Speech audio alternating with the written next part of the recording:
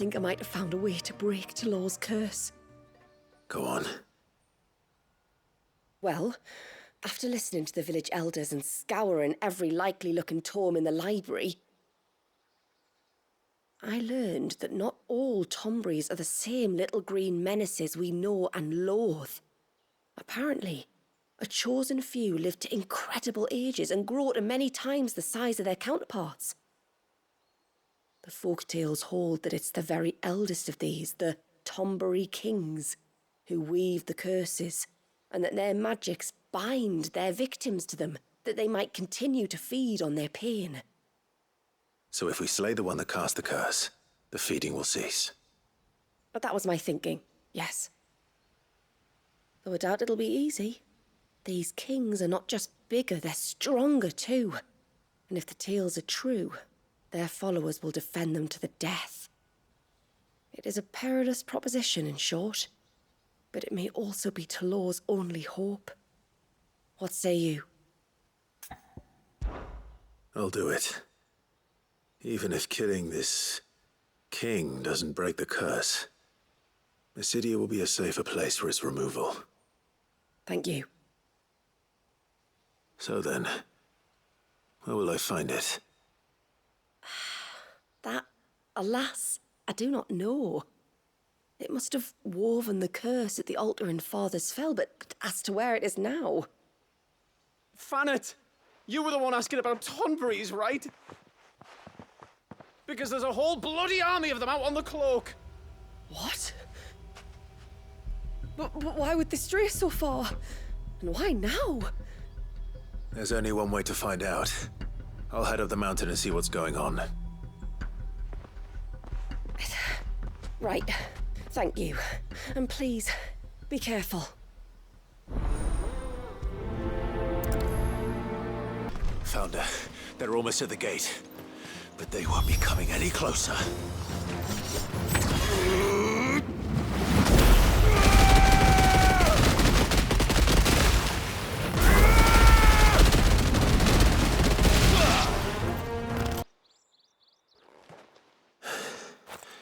That should buy Haven some time at least. Clive, are you all right? Fine. We've taken care of the immediate threat. Thank the tides. I was worried I was going to lose you both. Talor, he took a sudden turn for the worse just after you left. What? Is he? No, he's hanging on. I fear the Tomberry king may have begun the cursing ritual again. In earnest this time. And I can't imagine their being here as a coincidence. I think it might be happening on this very mountain. If it is, it won't be for long. Get back to Talor. I'm going up. My thanks. I shall pray for both of you.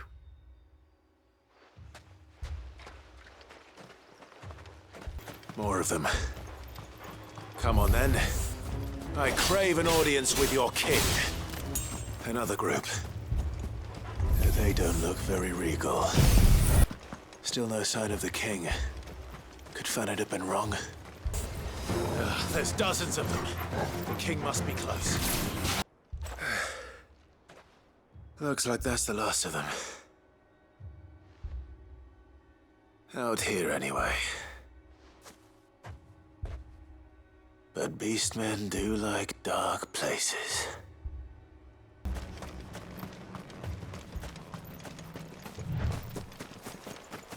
Well, I'll be damned.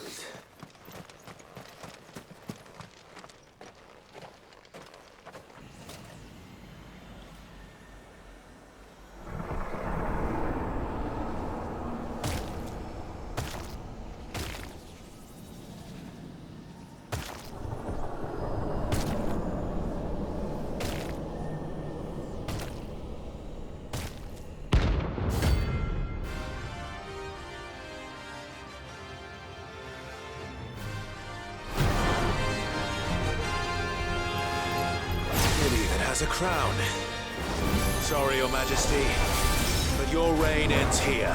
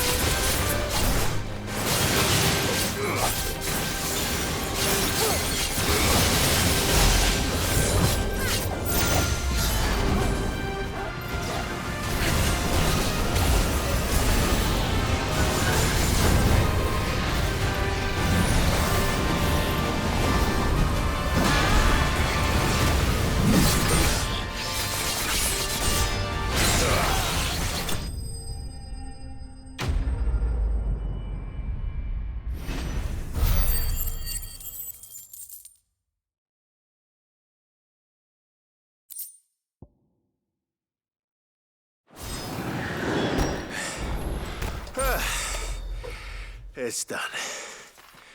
Which means the curse should be broken. Let's see how Talor's doing. Clive! Is it done then? It is. I was going to ask if there had been any change in Talor's condition, but judging by that smile on your face, I think I already know the answer. You do? Talor! He's back!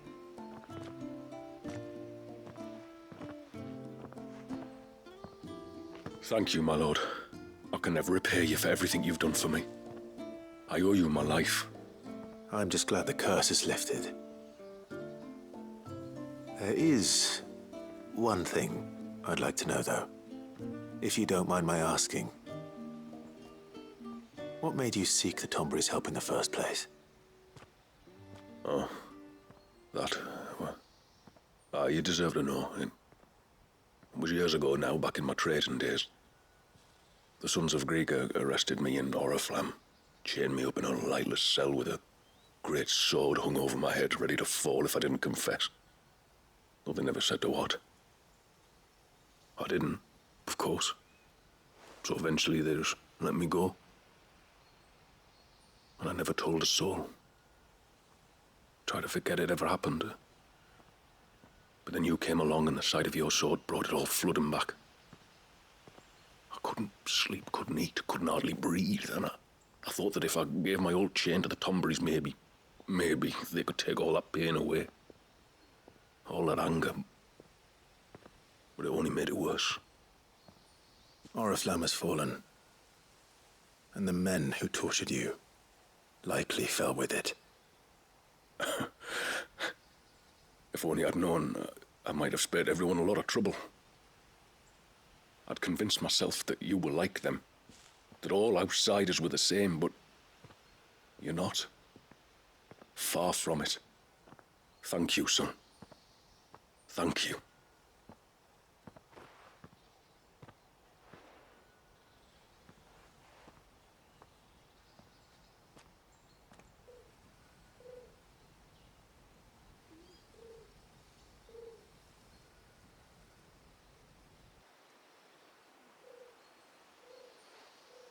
Clive, there's something I need to tell you. After we parted ways on the path to the cloak, I went straight back to Talor and explained to him what you were doing on his behalf. And just like that, his pain began to fade. What do you mean? Just like that? The Tonberry King would have still been alive. I had to contend with dozens of his minions before I found him. Then perhaps one of them warned him of your coming and he broke off his ritual. Or perhaps knowing that an outsider was fighting for him was what lifted the weight from Talor's heart. I know from experience that many illnesses are not wholly physical, but of the spirit, at least in part. Was there ever really a curse then? Or was Talor simply suffering from the pain of his memories? And the guilt of what he'd done? For all the difference it makes. I suppose we'll never know. Maybe not. But this much I do know. It was your strength and your selflessness that healed his heart in the end. I'll be sure to tell my healer friend when I get home. Please, mister, you've got to help us. The village is in danger, and if someone doesn't do something... you should have seen it. Stop. Take a deep breath and tell me everything. Starting with your name. Sorry, my name's Eirik. When you went up to the Erev was with Miss Shula, I followed you. You could have been killed. Lady Shula told us you lot were great warriors, so I thought I'd be alright if I stayed close like. But then I lost track of you in the woods, and that's when I saw it. Saw what? A great, big, dripping, drooling monster. Spitting out great spouts of water it was, that were tearing up the ground and cutting down trees. Spouts of water. I don't recall saying anything like that in the forest. Well, I did. And I don't ever want to see it again. You'll get rid of it, won't you? All right. If this creature is as terrible as you claim, it could well pose a threat to the village. I'll see what I can do. Thanks, mister. It was over by the Swift one that I saw it. Maybe it's still there. Then that's where I'll start my search. But this time, you're going to stay here. Understood? I wouldn't go through those gates for 1,000 gil. Not with that thing out there. Good luck, though. Is that the hunter?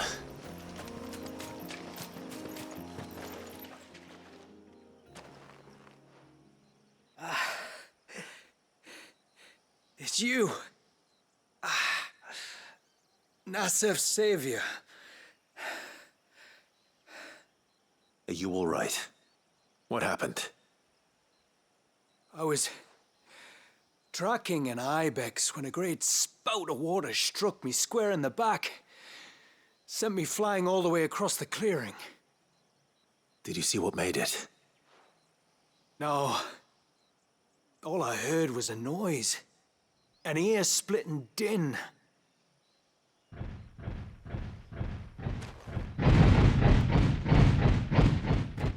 Might this be the culprit? Leave him to us.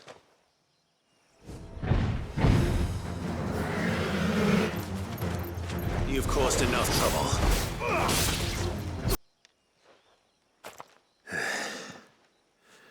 Well, that wasn't too bad. Hardly a threat to the village, but you can't blame the boy for being scared.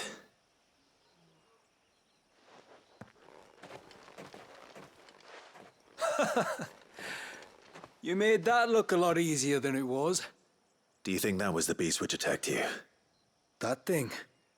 Not a chance. Would have heard it coming a league away. And the blast of water that hit me was beyond anything an Archelon can manage. Oh. A boy from the village sent me in search of a beast that could conjure such things, but...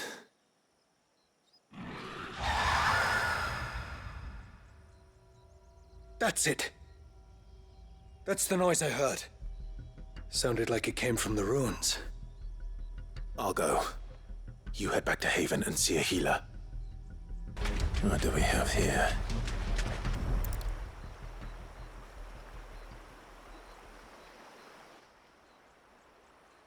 Founder. Something's been busy. Whatever this creature is, it's out for blood.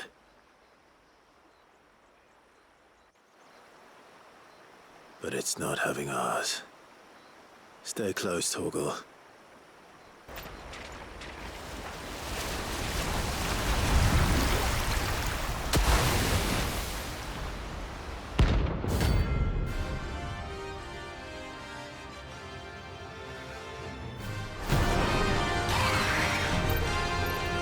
Another fragment of Wallius's rage. I should have known. Time to put you to bed, too.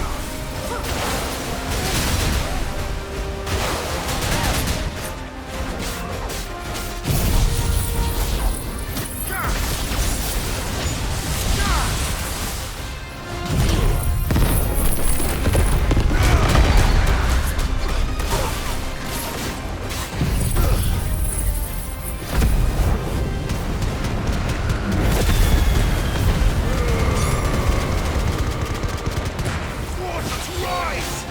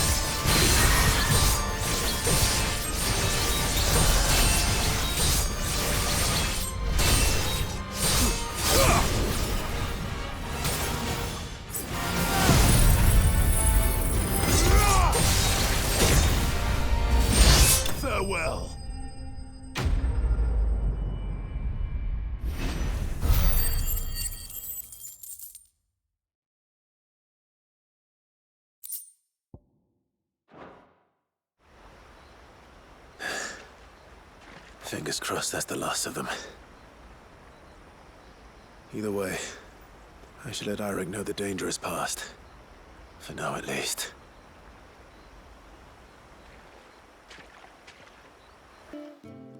You're back! So?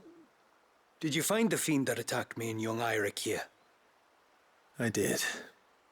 It won't be troubling you anymore. Yes! I knew you'd get it. Only because you warned me of its existence. Not that you should ever have learned of its existence, but all's well that ends well, I suppose. What was it, anyway? A manifestation of Leviathan's power. When we visited Wallius in the Surge, he was angry and afraid. The Icon summoned these creatures for his protection. Though why one would be wandering the ruins of Riversmeet, I don't know. Maybe it was looking for his mum.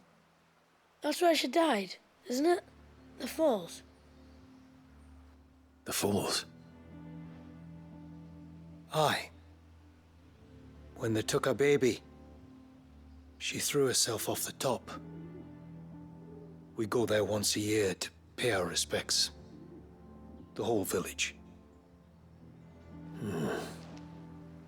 An Eggy is a part of its master's spirit, but Wallius wouldn't have been aware of what had happened to his mother, would he?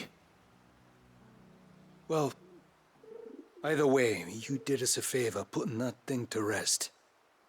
Us and Wallius. Thank you. Aye. Thanks, mister.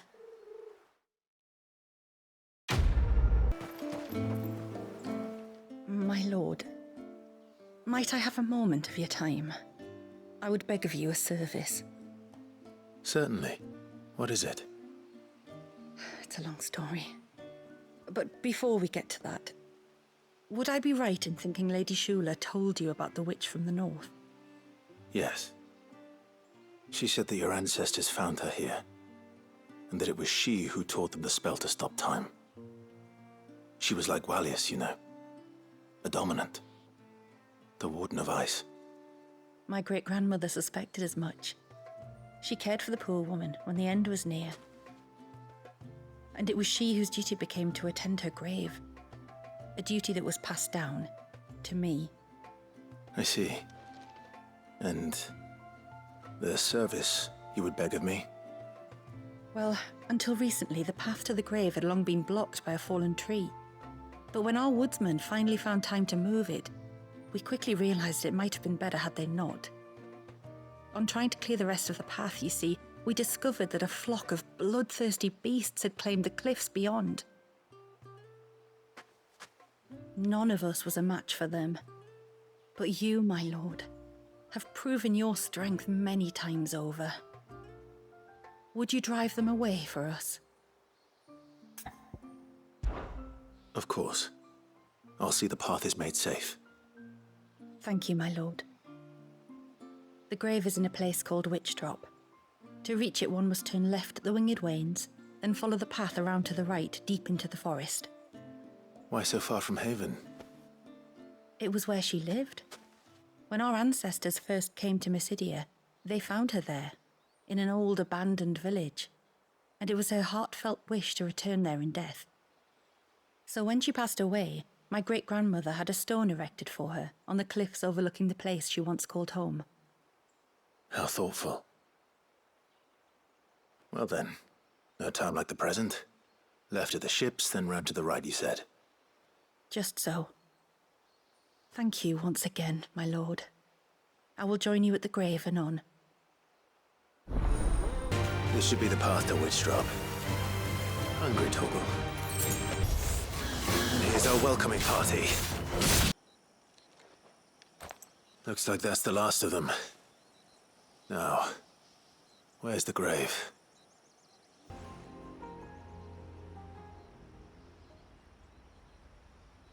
This must be it. My lord, thank you for making the path safe again. Ise.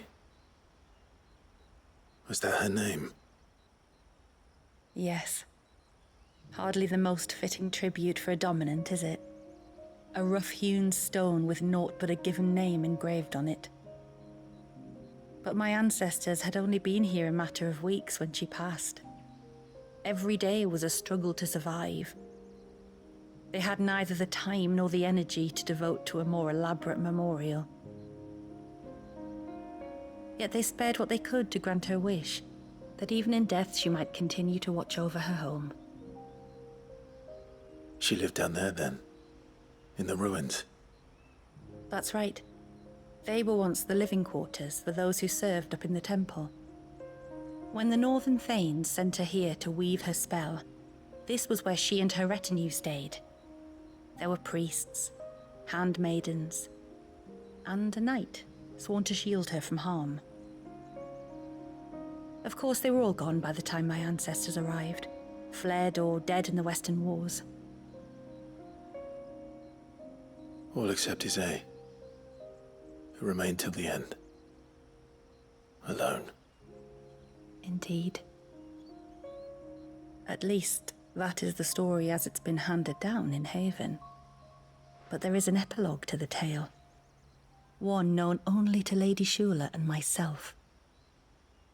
Some years after Isay's passing, you see, my grandmother came here to tend the grave and found a stranger kneeling before it. A knight, dressed head to toe in plate. She asked of him who he was and whence he had come, but received no answer. The only words he spoke were, "Tell me true, whose grave is this?" So she told him of how her people had met and cared for Isay, and how she had died. His only reaction was to stare up at the air of hours in silence. Then he left, never to be seen again. You said he was wearing plate. Was it black and gold? Do you know something of him? When we went up to the Air of Hours to unravel the spell, we were set upon by a shade in the shape of a knight in full plate. It manifested in front of the Vare, and in its ether, I felt Shiva, the witch. You think this may have been the same man my great-grandmother met? Isay's knight? I don't know. Maybe. All I can say for sure is it was intent on protecting her creation. Or perhaps her spirit? What remained of her ether, preserved in the Vare? Perhaps his spirit too became enraveled in her spell, frozen in an eternal vigil. Till we ended it. If the shade you fought was Isay's knight, then ending it was the greatest gift you could have given him. Now he can return to the sea, to be with his lady once more. And if his spirit should ever return here to visit her grave, I shall ask his name, that I might carve it in the stone next to hers. That they might be together. Once and for all.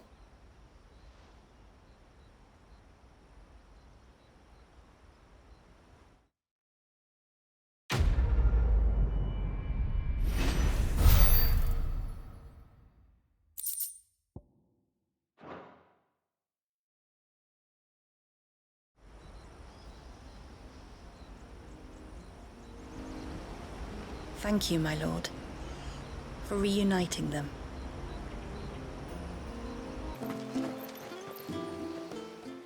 You wouldn't happen to have some time on your hands, would you, Clive? Only I was wondering if you might help me with something else. Don't tell me. Another unruly dominant. Not quite, but a dangerous foe nonetheless. It promises to be quite a hunt. Care to join me?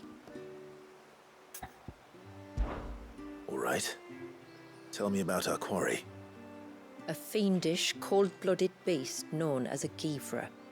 Normally, we leave such animals well alone, and for good reason. But I have an even better reason to want its tongue. Its tongue? If you'll permit me, tributary, I can explain. Certainly, Yamila.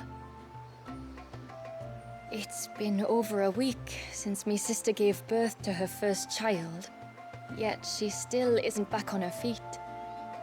We've tried everything to restore her spirits. Physics and nostrums, the laying on of hands and of leeches, but all to no avail. The healers tell me there's only one hope left. A broth as potent as its ingredients are perilous to procure. It isn't only Yamila's sister who stands to benefit from this, by the way. There's her baby to think of, and Walias, too. She'd agreed to be his wet nurse, you see. I'd be glad to help. Thank you. Our hunters have no shortage of skill, but this task calls for more than that. And it won't be achieved through weight of numbers either. The Givra is as wary a foe as it is a deadly one. 2 hunters might catch it unawares, but any more than that, and it would pick up our scent a league away. Then it is decided. The 2 of you will go, while Jill and I occupy ourselves here. Perhaps we might help prepare the broth. That would be most kind of you. Come then, Clive. The river of time flows fast, and so must we. There's a Givra that has claimed the ruins at the foot of the mountain as its hunting ground. But as I say, they are wary creatures. We'll need suitable bait to draw it out. The flesh of a forest ibex should suffice. To the forest, then.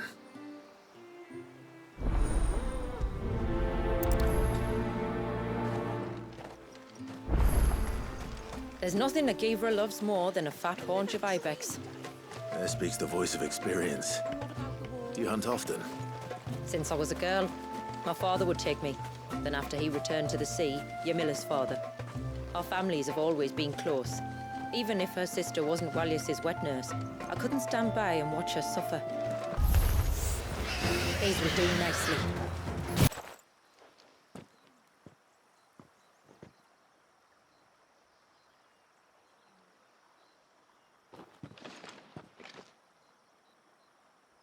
Return to the sea, and to the clouds rise again.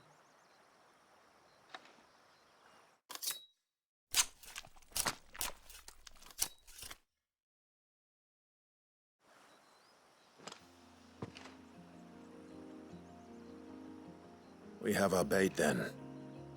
What next? Next, we pay a visit to the Dark Gate to pick some local weed. It'll help disguise our scent. There should be a sprig or 2 of local weed growing somewhere around here. Look for the golden leaves. Is this it? Aye, that's the stuff. Crush the leaves between your fingertips and rub them on your clothes. If you insist.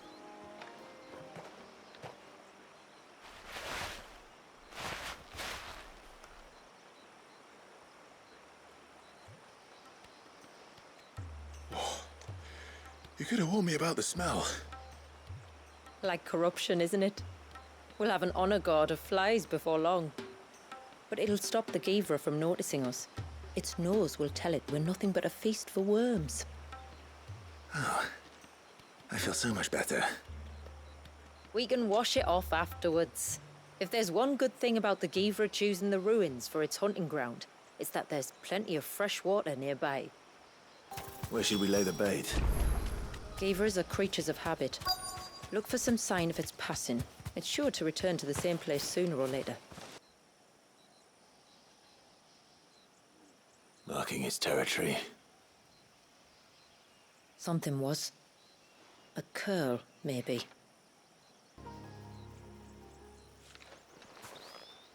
Tracks.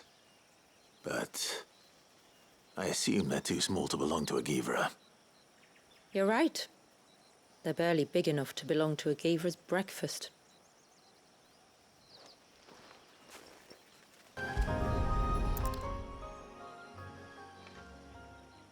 A fresh kill.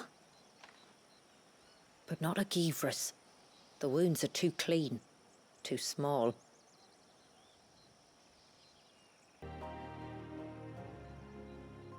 These look like a predator's tracks. You can clearly make out the claws. And not just any claws. These belonged to a Givra. There's no mistaking them. We'll lay the bait here. Let's hope our friend is hungry.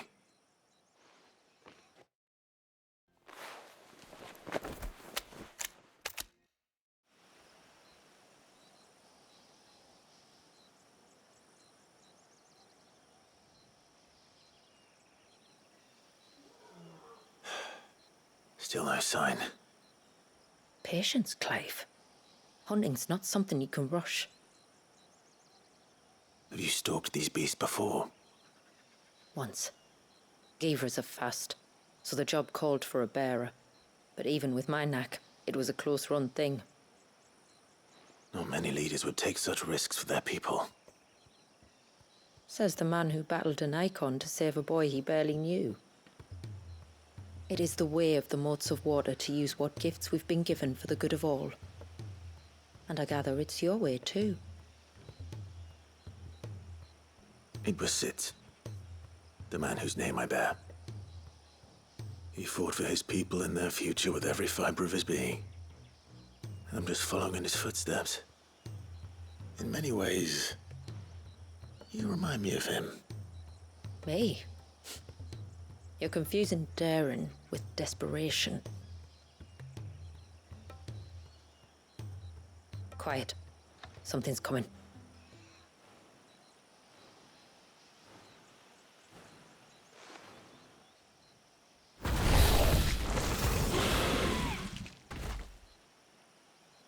Our guest has finally arrived. Shall we greet him? It'd be rude not to.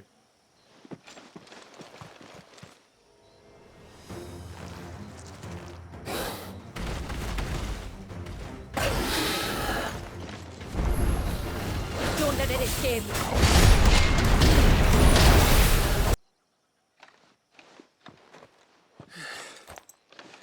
You weren't exaggerating when you said they were dangerous. They're forces of nature, all right. And with this one's passing, the river of life has calmed.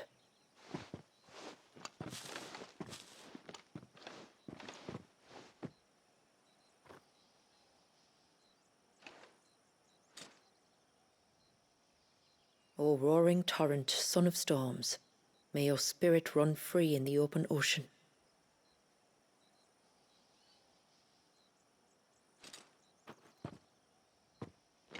This flesh I claim, that your gifts might rain down upon us this day, and our river flow in spate once more.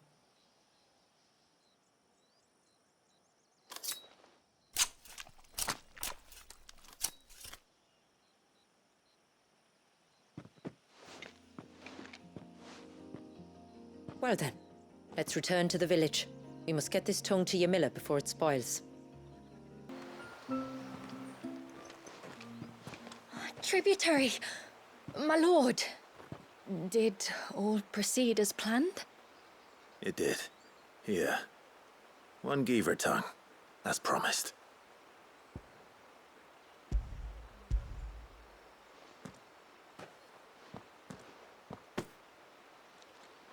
Oh, thank you.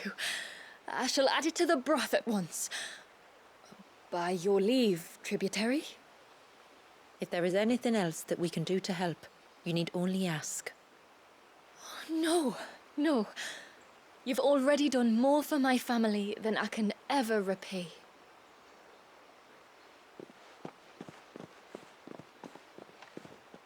Just as you have, Clive, for my family. I only regret that I have nothing to offer you in return but my gratitude. It's more than enough. Besides, I'm no less grateful to you. For what? For welcoming my friends and I into your midst. For showing us how your people live. For reminding me that the world we strive to create, where bearers can live alongside their fellow men in peace and comfort, is no mere fantasy. I'd hardly call it comfort. Every day is a struggle. Though we do at least struggle together, it's true. as must we all. I only ask that ye remember the cost of using your gifts as a bearer. I know that you feel it's your duty to do whatever you can to help your people. But you have a child to think about now. And Wallis has lost enough. I shall bear that in mind. That's all I ask. Oh, and if there is anything else that we can do to help, well, you know. Thank you. Truly.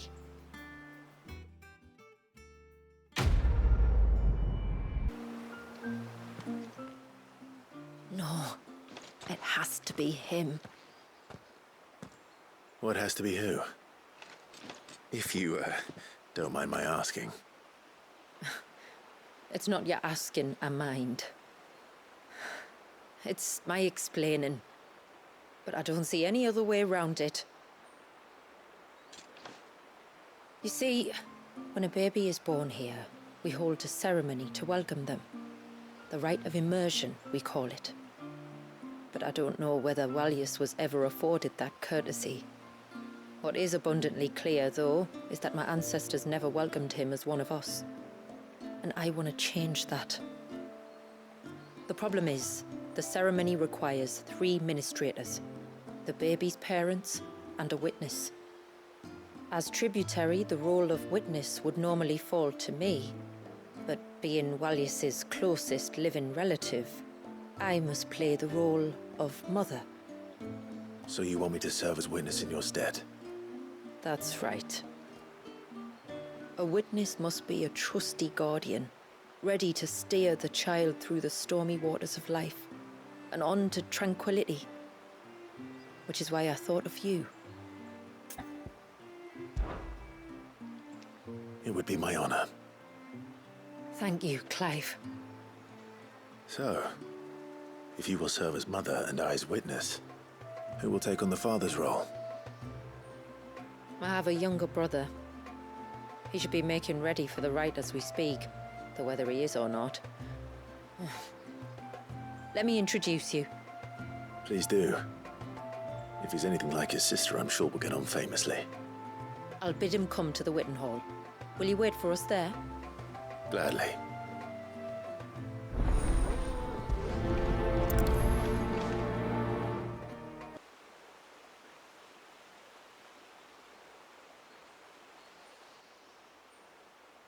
Clive, my brother.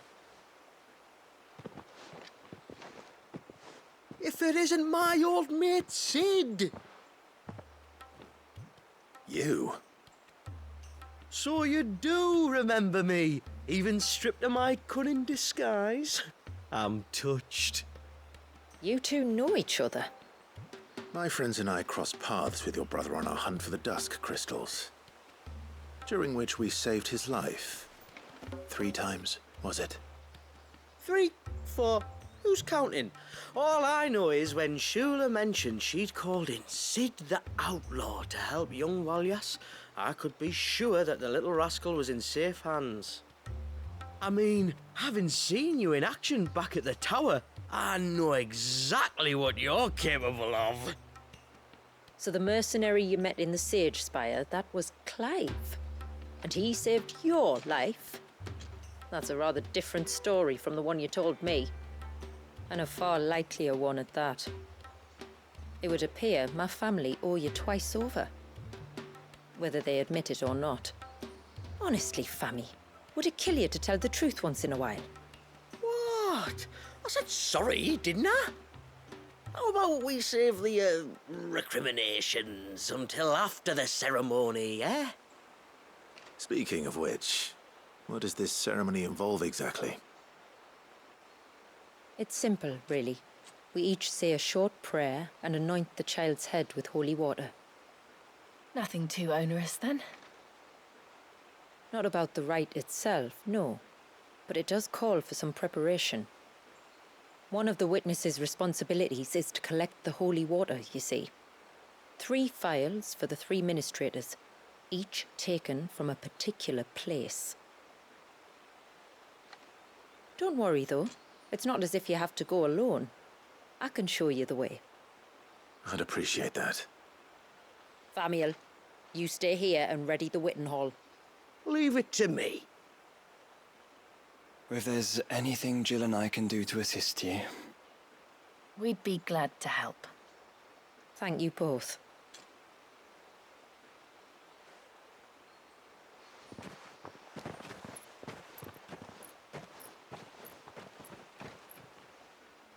All right then, let's get started, shall we? There are 3 types of holy water that we must collect. The water of the mountain, of the river, and of the sea. We take the water of the mountain from the spring atop Maiden's March. The water of the river from the course that flows through the ruins of Riversmeet.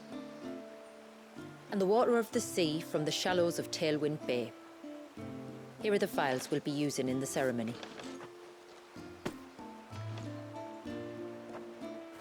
I'm ready to leave whenever you are.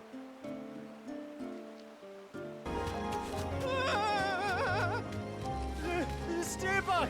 I'm warning you! Someone's in trouble. Come on.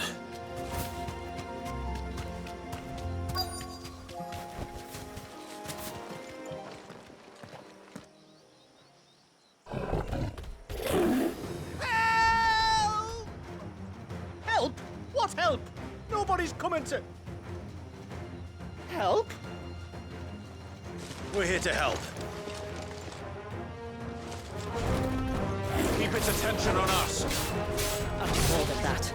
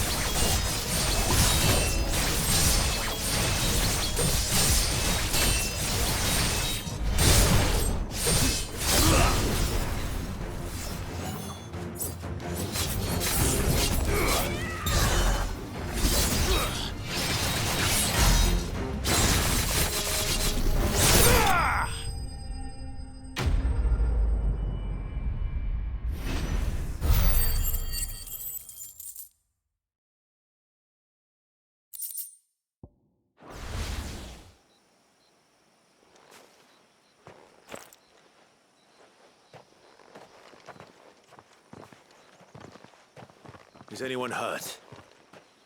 Oh, Sid! Thank all the clouds in the heavens you came. You saved us. Again!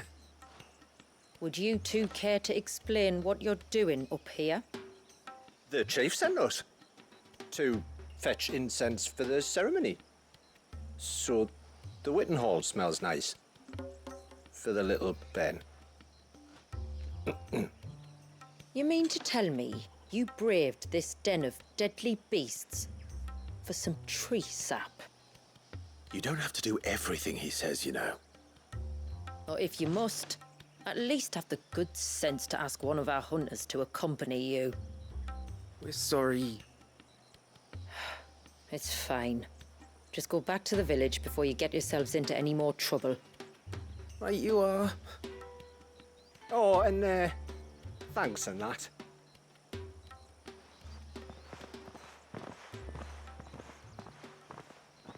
Remind me to give my brother a cuff round the ear when we get back.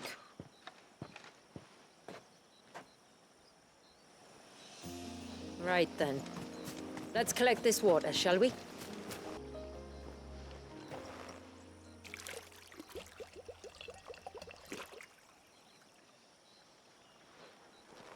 The rain that falls on the mountain emerges here, in these springs.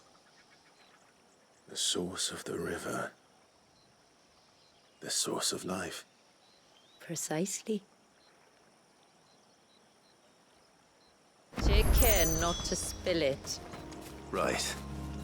Let's save that for the ceremony. We can collect the water of the river from here. All right.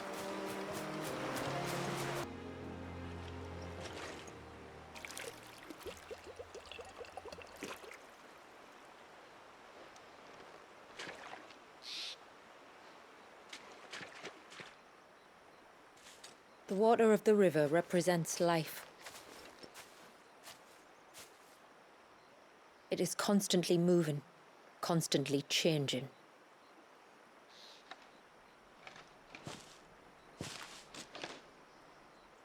And though its course may twist and turn or branch into 1,000 separate streams, it always flows in the same direction, from source to sea, beginning to end. Like time. What of Wallius then?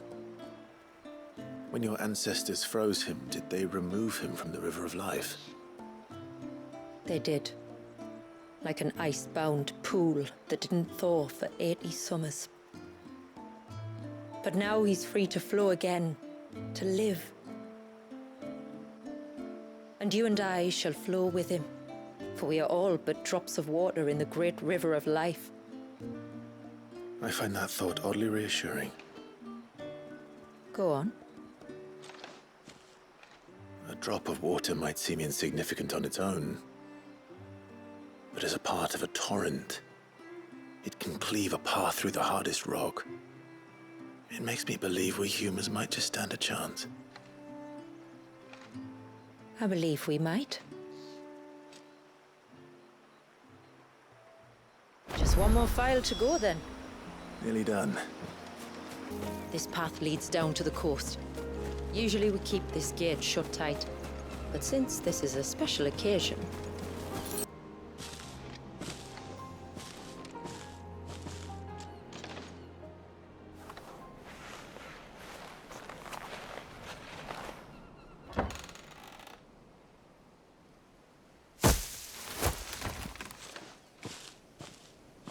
Thank the tides the weather held. This place can be treacherous when the waves are high. If it weren't for the holy water, no one would ever come down here. I'll be sure to watch my step. Water flows to the sea, then rises into the clouds. Just like life, the end is not the end, only a new beginning. My ancestors chose this place because it was where the first boat landed. And it's a good thing they didn't land closer to the surge. Quite.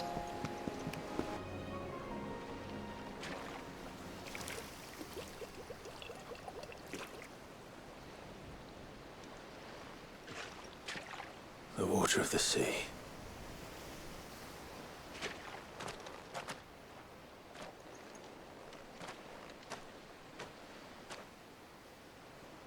I still can't help but be awed by it. Oh? All that wave ever made me feel was pity and sorrow for the innocent life trapped inside it. The child my great-grandfather sacrificed to try to change his people's fate.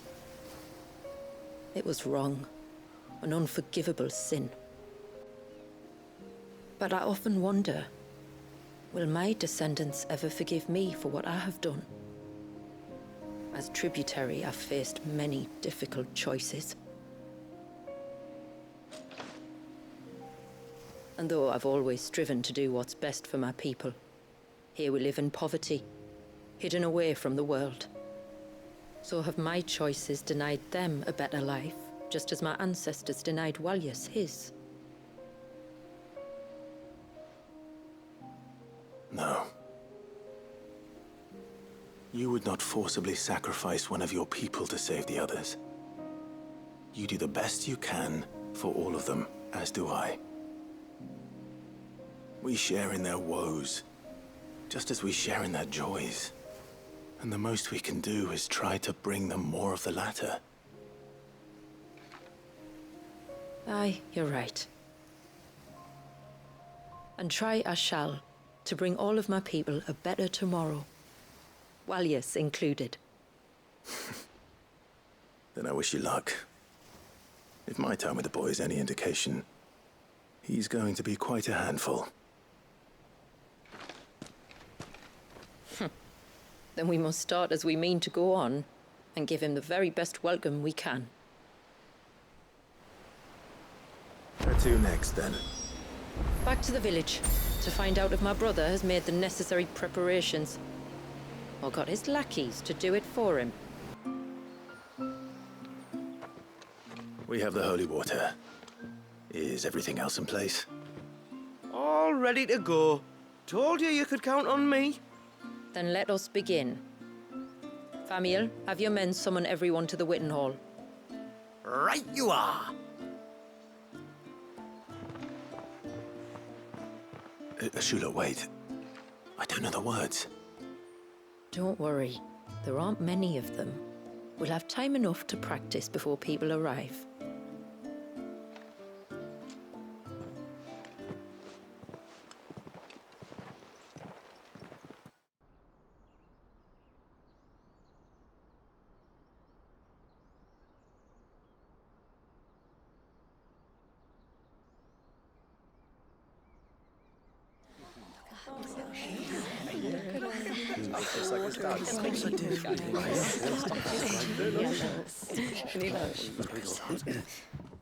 My friends, we are gathered here today to welcome this child into our community by the rite of immersion, as has been our custom since the first reign. As tributary, I would normally perform the rite with the child's parents, but Walyas's mother and father returned to the sea long ago. So I and my brother Famiel shall serve as his family, while the one who returned him to us shall bear witness in my stead. Clive, if you would step forward.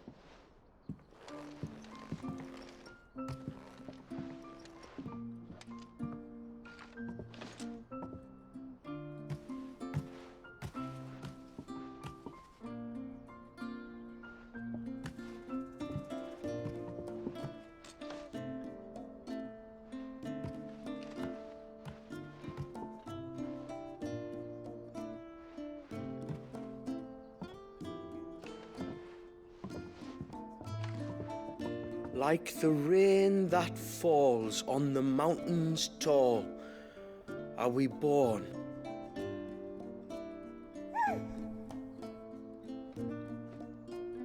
Like the river that flows through the valleys below,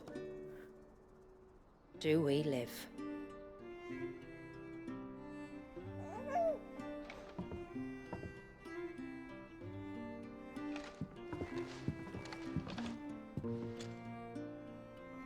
Like the boundless sea, where the currents run free, do we die, and to the clouds then rise again.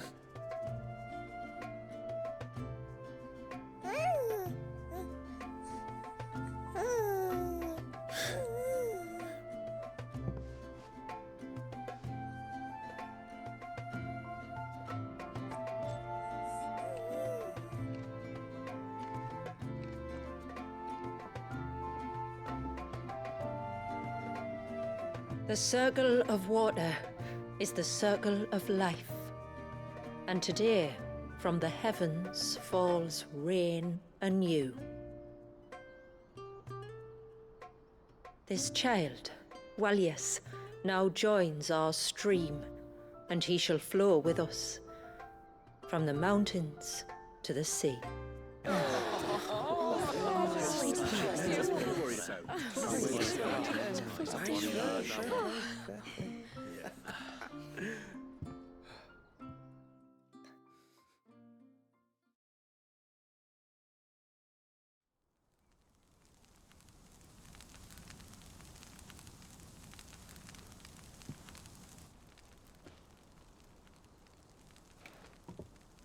You played your part to a T, Clive. Thank you. It means a lot to us. I was honored to be asked. And terrified I'd miss. Now that you're part of the family, young Walyas, my lad. Uncle Samuel can teach you the ways of the world. Oh no, he can't. Eh? Don't be so hasty. Your brother's knack for self-preservation might serve him well. Ha! You are never going to let me live that down, are you?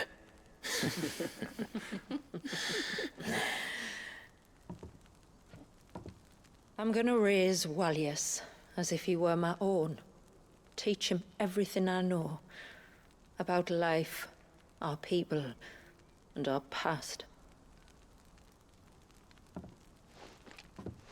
But with all the mother crystals gone, he will grow up in a world without comforts.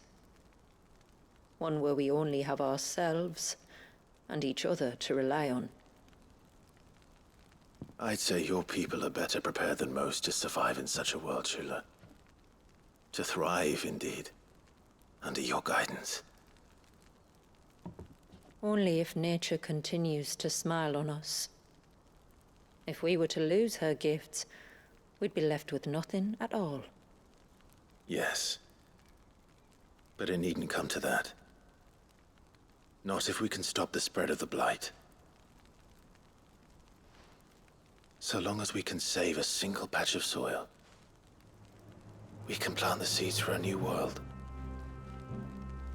One where we can all be free.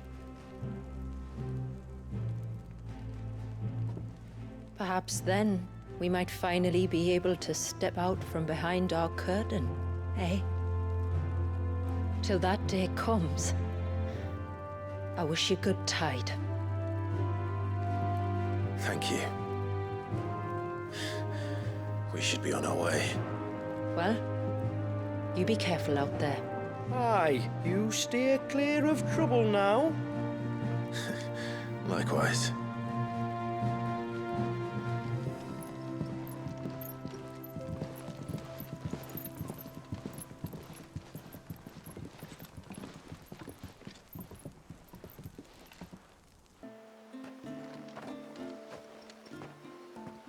To think, we must be the first outsiders to have witnessed that rite in over a century. Walyas has been waiting for it for nearly as long. He seemed pleased to be finally rejoining the family. Now all we have to do is save that family. To change our river's course.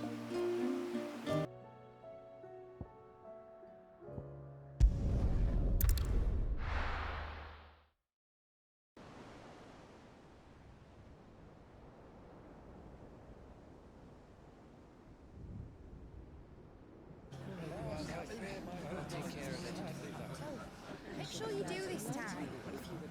Oh, and while you're at it...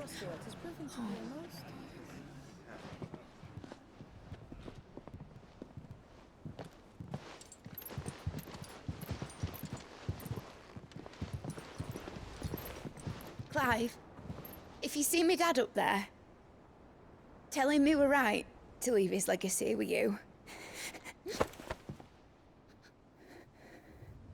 Tell him he'll be in the front row. There's no way he'd miss this. Well, behave yourself, Mitt.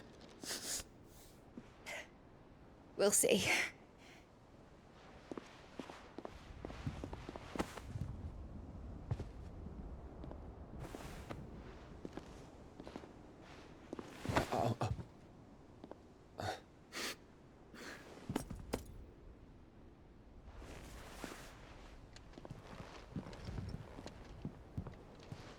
So, you're in charge now, Gav.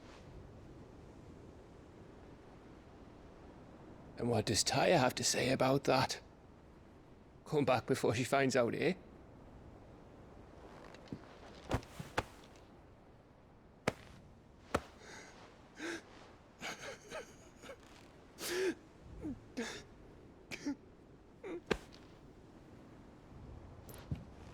Thank you, Yote.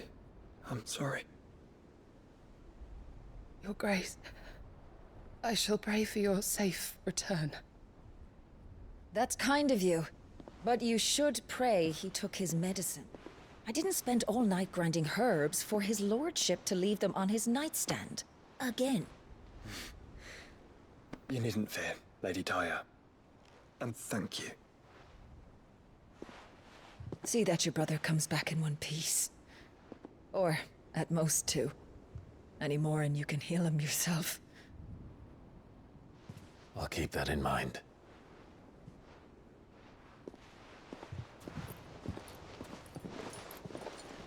Well, there's nothing to say that hasn't already been said. But that's never stopped me before, so just you do what needs doing. And don't worry about us. We'll do our best, Uncle. That we will. If that is all? Not quite.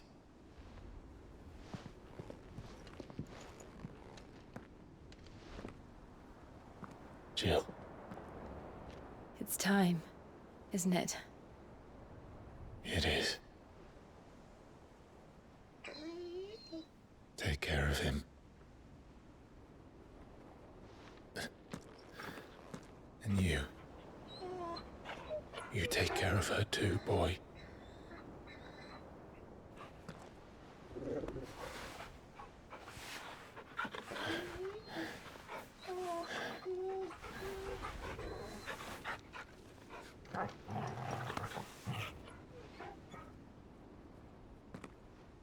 Don't forget, Clive. We all choose our own path. Believe in yours.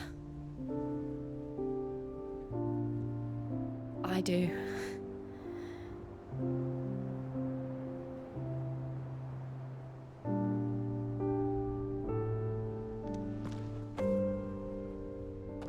I'll be back. I promise. I love you, Jill.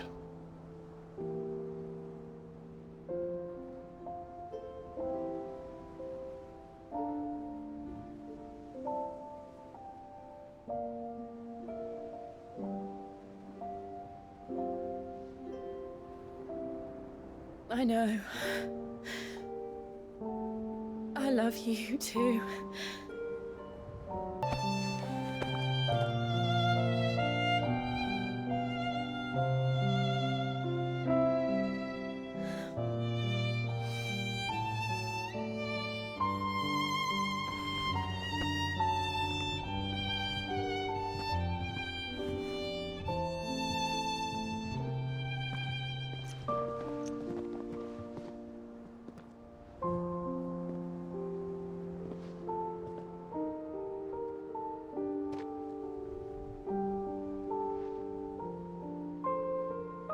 Now, we have a god to kill.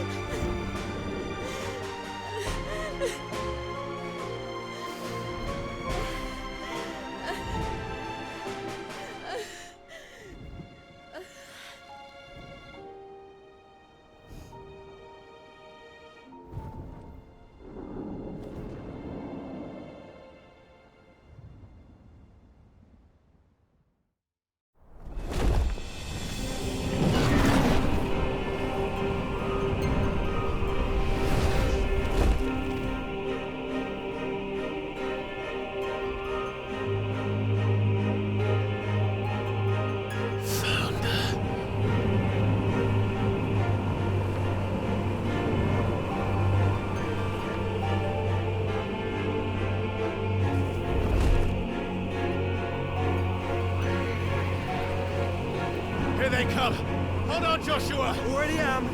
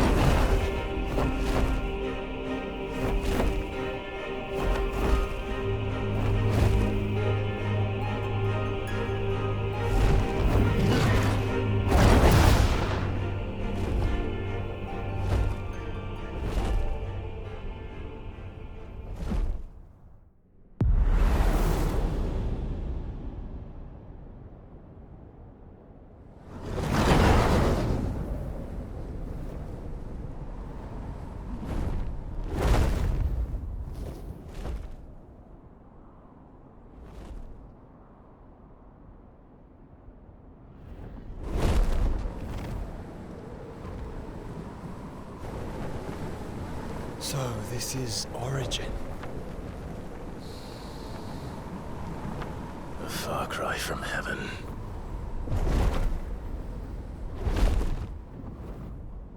Where it all began, where it all begins, our ark, your architect.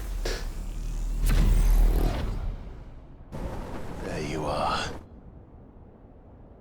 It was here that we slumbered, here that we waited for centuries, clinging to our decrepit shell, for fear that we might have need of it once again.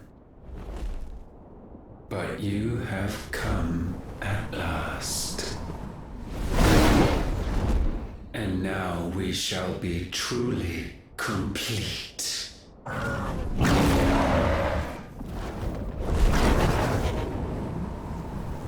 Well? There's 3 of us, and 1 of him. Let's make it count.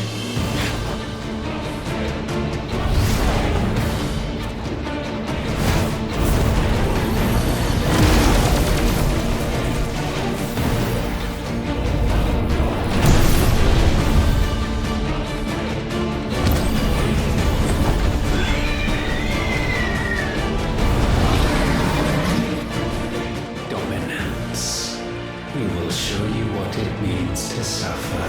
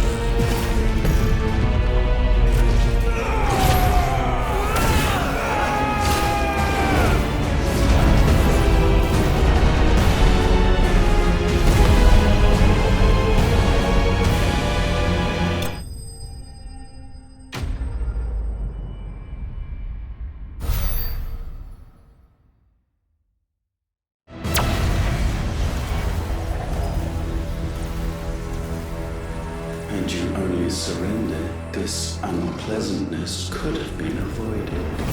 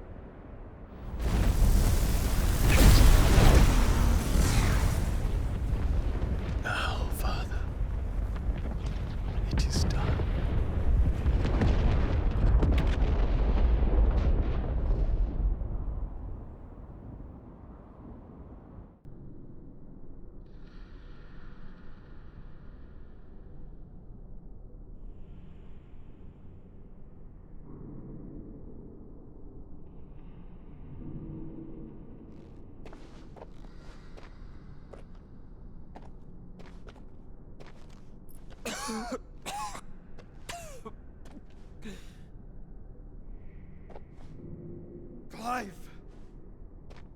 Clive!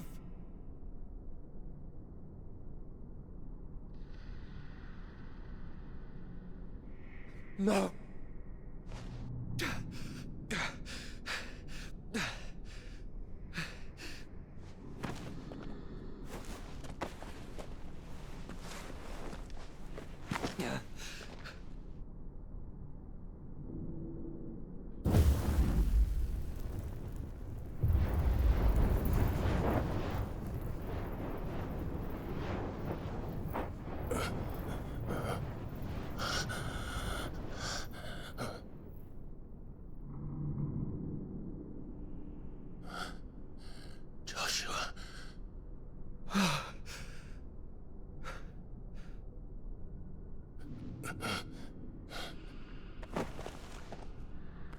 Thank the Founder.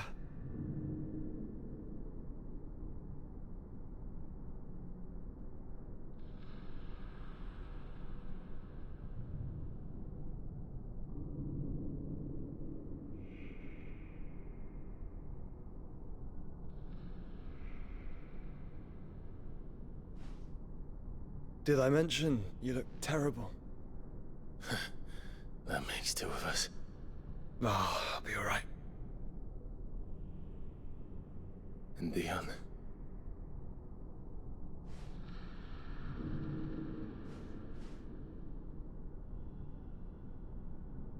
Huh.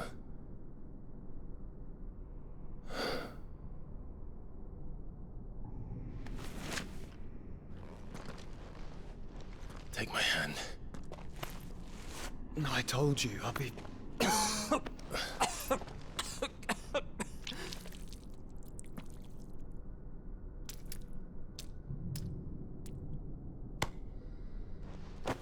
Come on.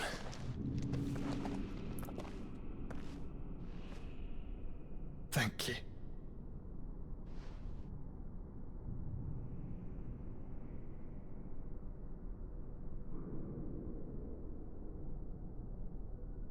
Press on.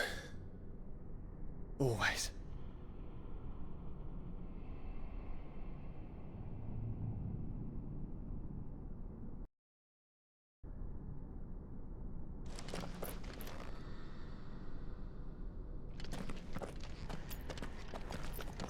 What's wrong, Clive?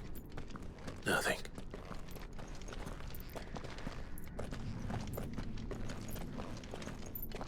I'm sorry about Dion. Don't be. Please. He did what he had to do. And it's time we did the same.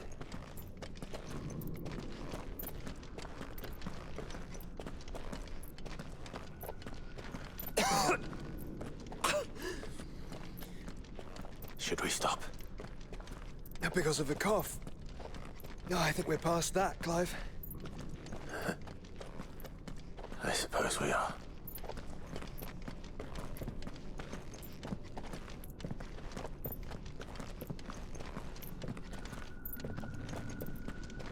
That light, so cold, so empty. We're close, aren't we? It seems that way. But I don't want to think what could be waiting for us in there. Then think instead of those waiting for us at home.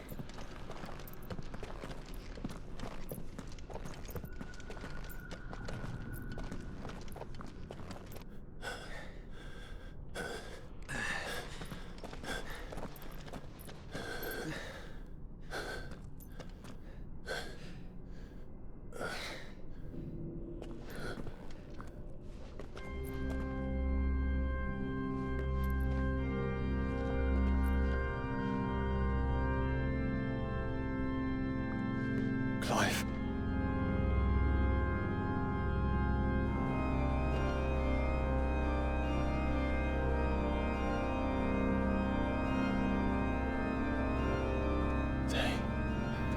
They can't be.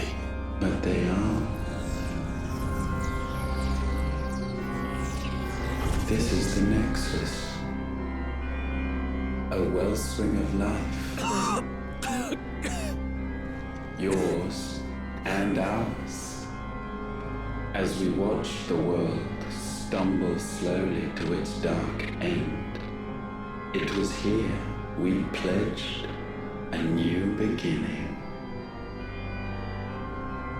And now, with the ether we have harvested, I shall raise my kin from their eternal slumber. That together we may usher in a new age of reason. This was never about creation. Only self-preservation. You condemned an entire world so that you alone might escape death. Alone.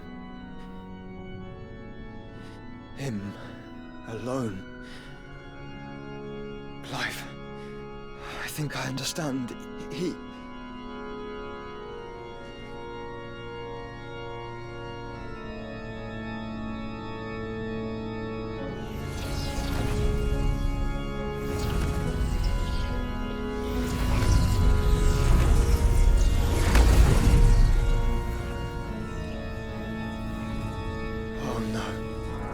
They sacrificed their flesh to become beating hearts of crystal that pumped the land's lifeblood from the depths of the earth unto this very chamber. And thus would they labor still, long after their work was done, had you not set them free. You meant for us to destroy the mother crystals. It's what you wanted all along. You have our gratitude, you thoughts. In this you have served us well. You have both served us well. Welcome home, brother.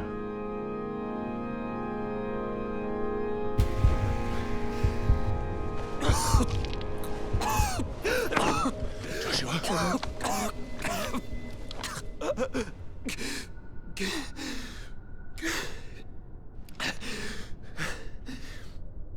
I thought it was me, but it wasn't my grasp that grew weaker.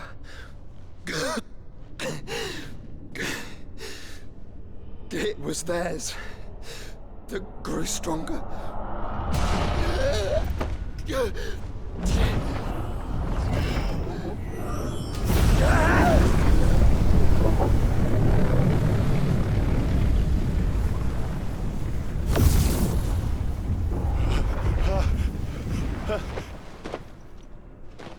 Joshua! No!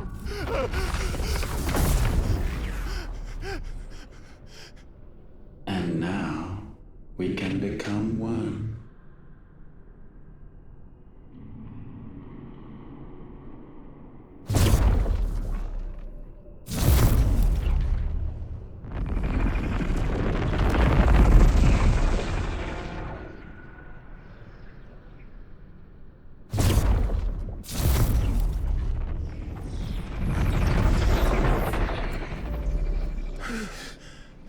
Clive. Don't speak. The one possessed of the destructive flames of Ifrit and the healing flames of the Phoenix. This, I once believed, would be Ultima's true form. But I was wrong. I see it now. Why you will never become Ultima's vessel. I don't care. Just hold on. Listen to me, Clive. You remember the murals? People once knew that Ultima was their god. That he created them. And they worshipped him, prayed to him, looked to him for guidance. In vain. In vain. For he did not listen, did not acknowledge our will, and so we strayed from his path to forge one of our own. So absorbed was he in his own desires, so driven by his own will alone, that he shunned the one thing that could have made him truly powerful. Faith. The same faith people now place in you. Faith that you will fulfill their dream, Sid's dream, of creating a better world for us. Faith that you will follow in Father's footsteps and save those who need saving most. Faith that you will answer Jill's plea to save yourself. The difference is, Clive, that you chose to listen, and that is what has steeled our bonds. Bonds that helped you stand firm when Ultima's pull was at its strongest. His power may be absolute, but so is ours. And so will yours be. With my light in your heart, not even a god might stop us. Joshua!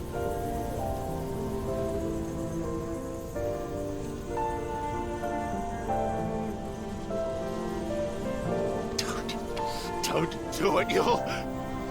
Enough, Clive. My body is too far gone. If the wound does not take me, the curse will.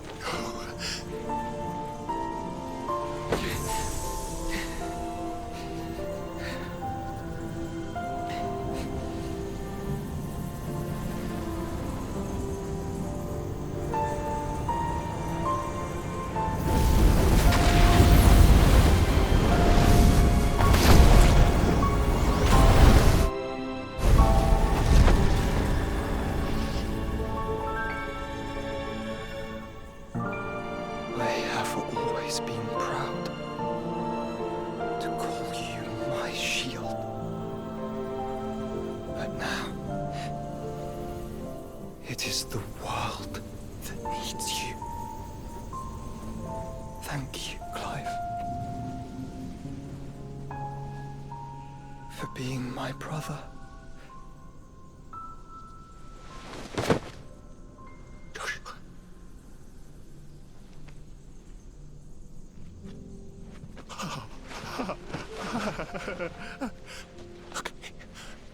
Look at me, Joshua.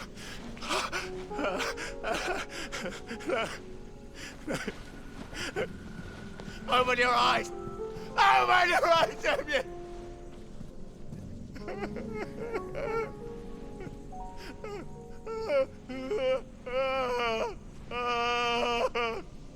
Why? Why did you do this? Joshua!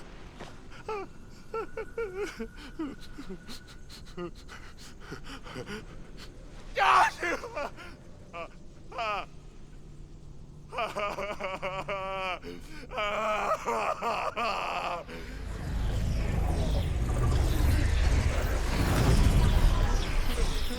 And thus does the final piece fall into place.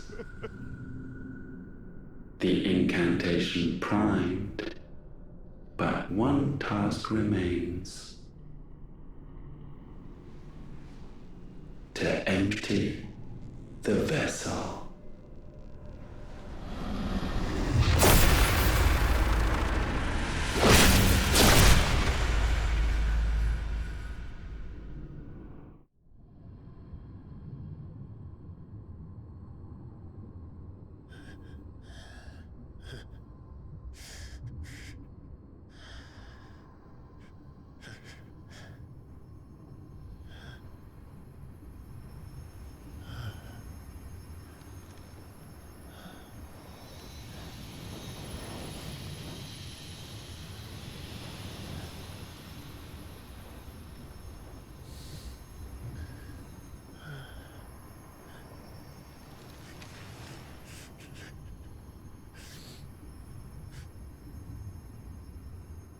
Still here.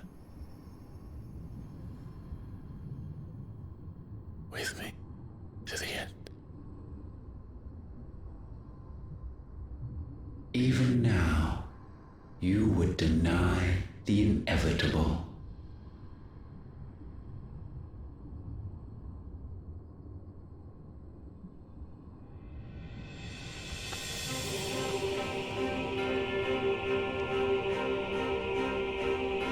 That's what you always have. And always will.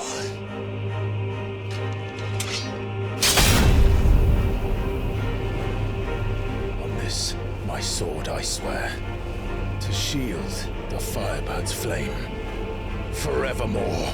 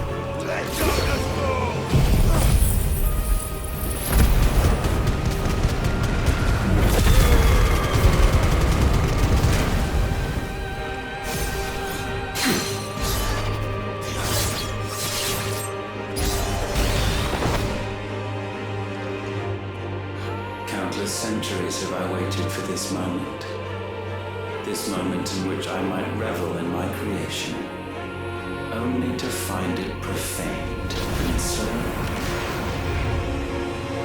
it must be cleansed.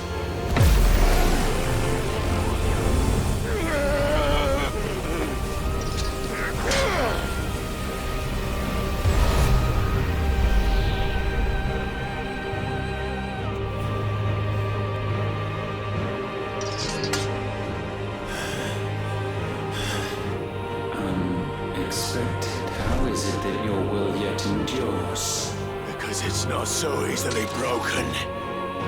But it can be broken. And I shall see it so. For such is my will. Try it.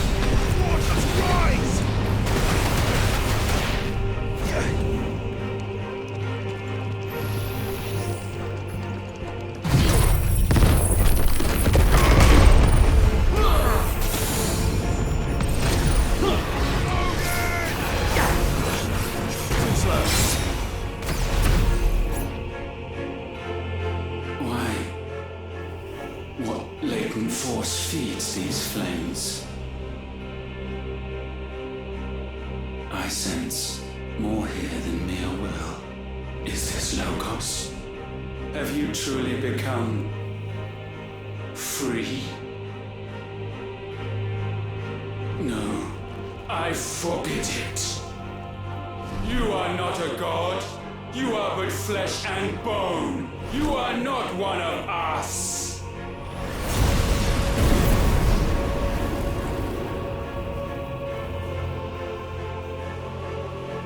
I created you, all of you. And what is mine is mine to destroy. Once, perhaps. But we are no longer yours. Our flames are our own, and they burn as one!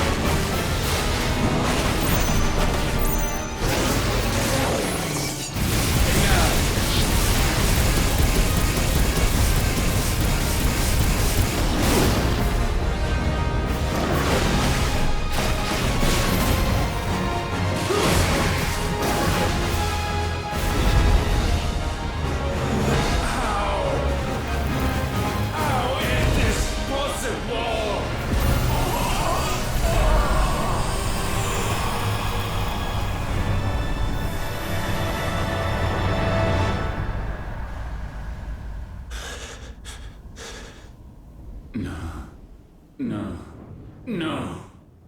My will is inviolable. Something is wrong. You're afraid. You always have been. From the moment the Blight exposed what you were, weak, you conceived us to prove otherwise. But the result shook you to the core. For in us you saw yourself, and realized we had the potential to be more than you could ever be, and so you turned your back on your creation. Your back on the world, like the coward you are. You think you know me? You know nothing, Logos. Nothing.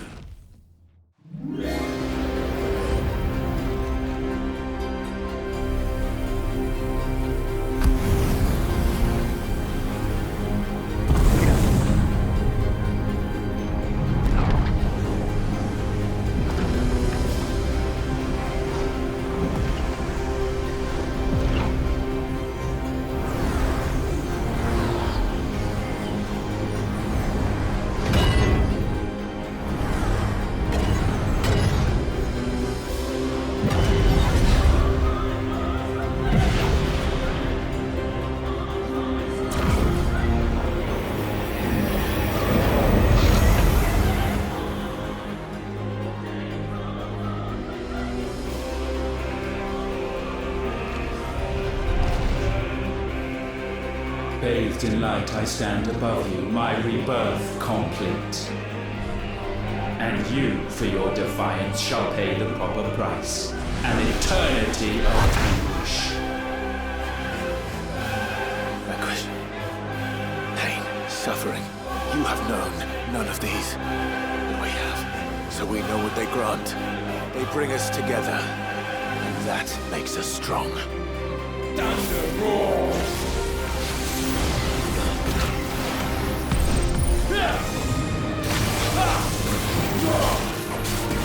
My will be done.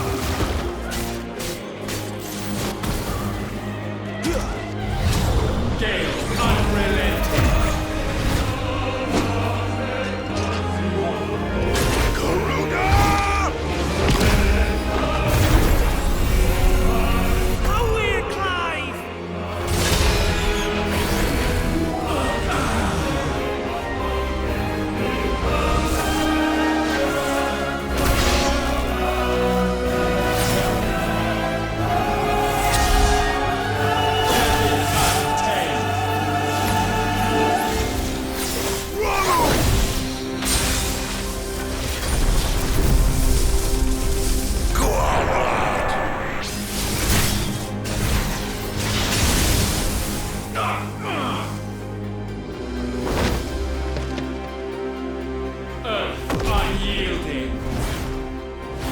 Titan!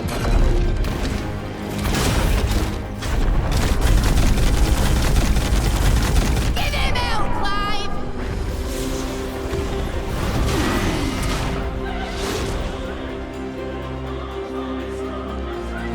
You cannot have this power. It is not yours to take.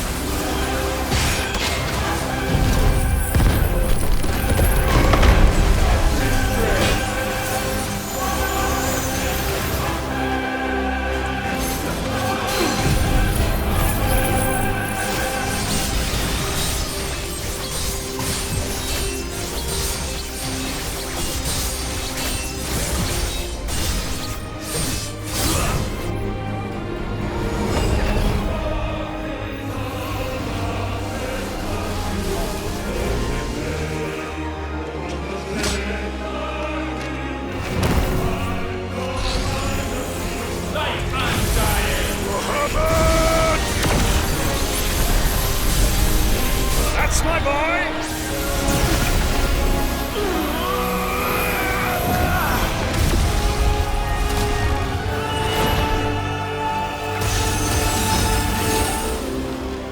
Ice I'm feeling. Fever! Together!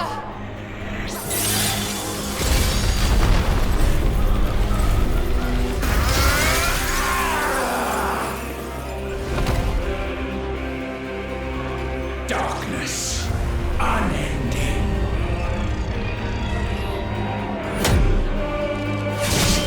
Odin.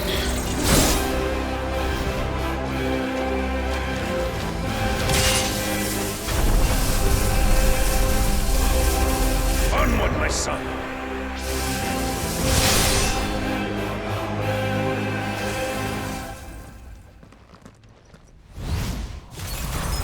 No, mine is the altar at which you pray. Mine are the eyes that look down upon you all. And yet still you cannot see. You are no better than us. We are one and the same. We are not the same. No man might stand beside me. None.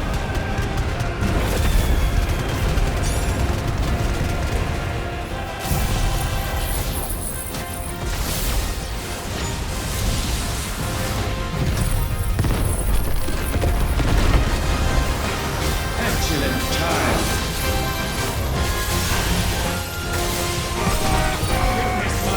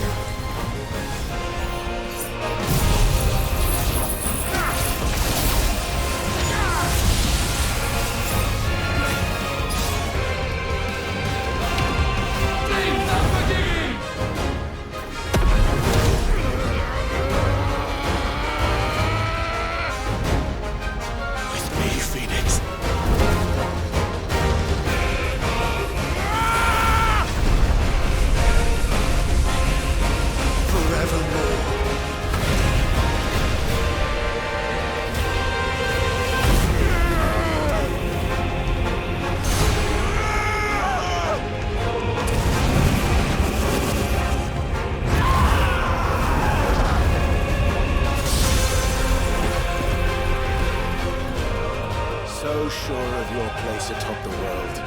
You refuse to acknowledge those below. You chose to remain alone. And so you shunned the one thing that could have made you stronger. Pushed away the hands that could have raised you higher. I do not need you or anyone. And that is where we are different. I could not have made it here on my own. I carry with me the hopes and dreams of my brothers, my sisters. And it is they who will give me the strength to end your reign. I cannot end.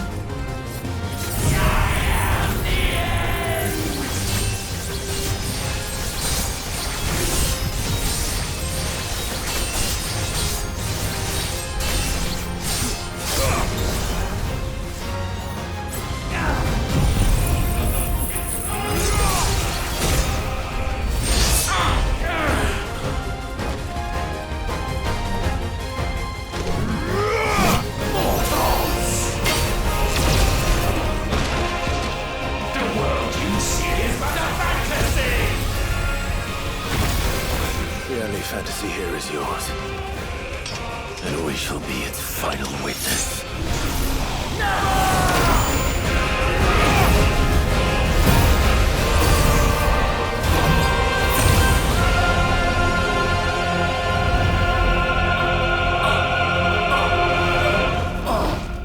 I said, it's over!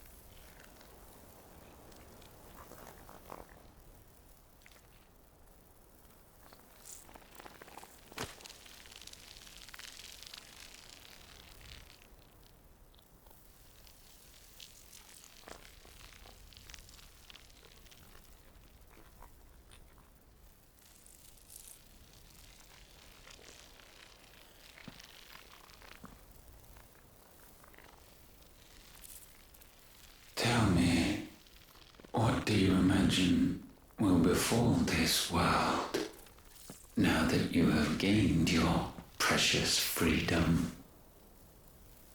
I honestly don't know. But I doubt it will be pretty. A sorry tale of sin and suffering, hardship and pain. And it was for this that you fought so fiercely? Why? It's who we are. We fight. We survive. We endure. We don't need a reason. We are imperfect creatures. When we stumble, we reach for a shoulder to lean on. When we fall, we stand back up.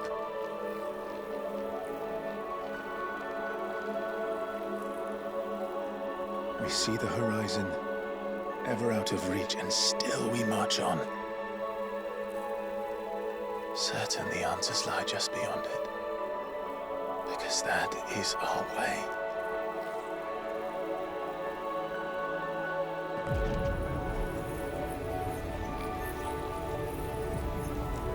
My congratulations. Relish this victory, knowing that you have but delayed the inevitable. Your world is already dead. May you enjoy an eternity on its blackened husk.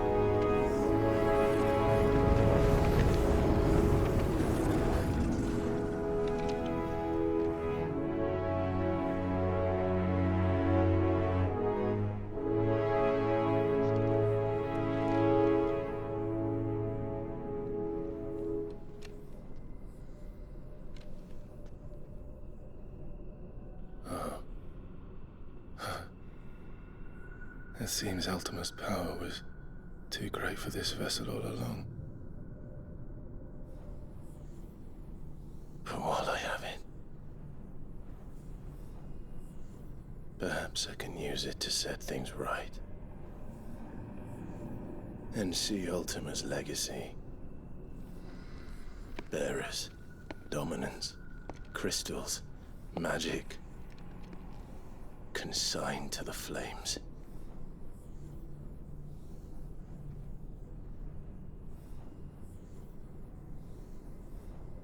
Even if it means the end of me.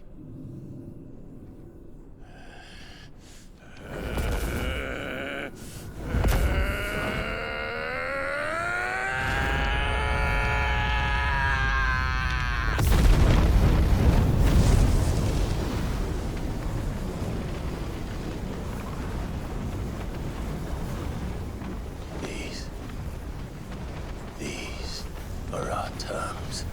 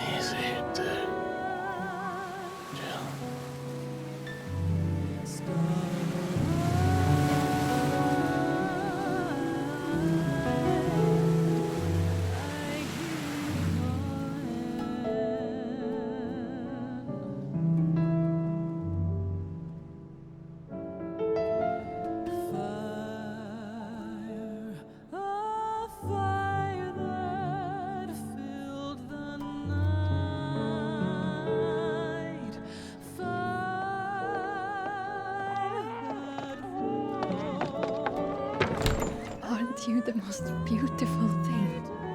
He is, isn't he? What are you gonna call him? Let me see, let me see. Oh, read little one. Got a smile for your Uncle Gav. Not so loud, you burp. What? I was only... Shh, you're scaring him. It's all right. Oh.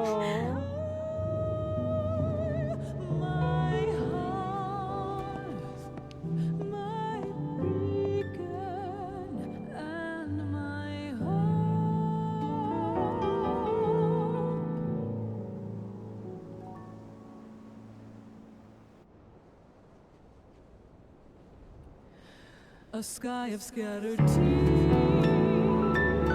1,000 years apart. Should they fade, I will not be afraid of the dark. If you need a rest, I can take him. I'll hold you to that.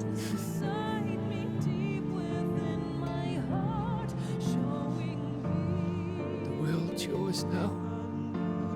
Yours to do with as you please. That's what Sid wanted. That's what they both wanted.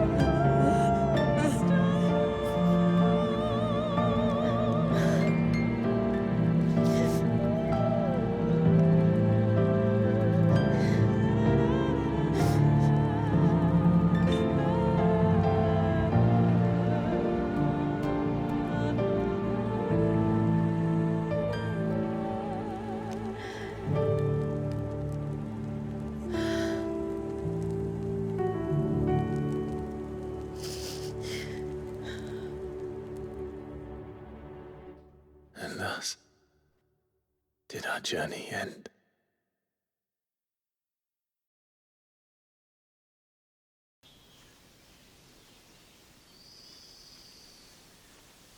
Kitty.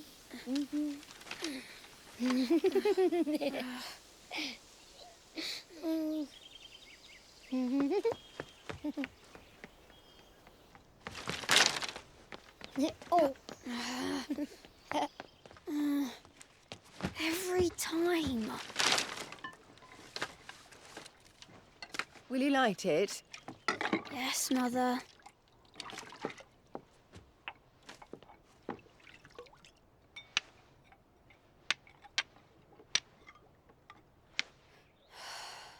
Come on. If only I had the flames of an icon. Icon? Have you been reading that silly story again?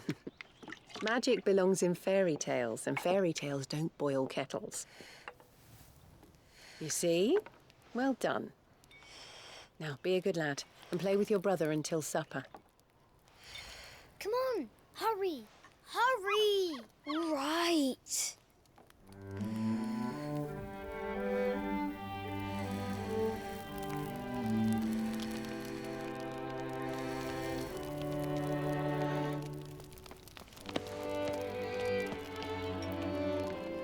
Right, let's play the Saint in the Secretary.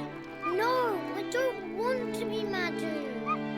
What do you want to play then? War of the Icons! Again? Well, right. And I get to be Ifrit. Right, I'm the older brother. Because Bahamut says so.